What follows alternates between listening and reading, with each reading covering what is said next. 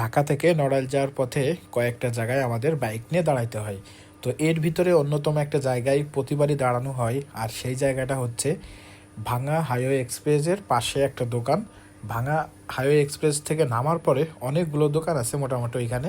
তো ওই রেস্টুরেন্টের ভিতর সব থেকে যে রেস্টুরেন্টটার খাবার ভালো অ্যান্ড সব কিছুই ভালো অ্যান্ড সেখানেই বারবার দাঁড়াই, সেটা হচ্ছে আপনার চোখদার নামের একটা হোটেল।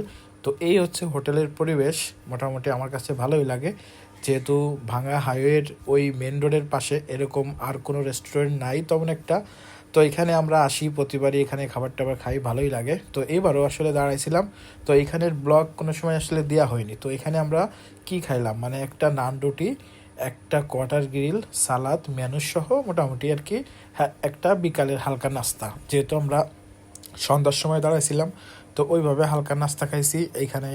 তো মোটামুটি আহান আপু খুশি হচ্ছে, মানে খুবই ভালো লাগতেছে তার কাছে। গ্রামে যার কথা শুনলে সবার একটু ভালো লাগে, ওইভাবে মনে হয় আহান আপুরও ভালো লাগতেছে। ও মোটামুটি ওর মতন করে খাবার দেখতেছে, ও কিন্তু খাচ্ছে না। তো আমি একটু জ্বালা খাইলাম, কারণ আমার তেমন একটা ক্ষুধা ছিল না। তো মোটামুটি খাবারটা খেয়ে দেখলাম আসলে এখানে খাবারটা কেমন।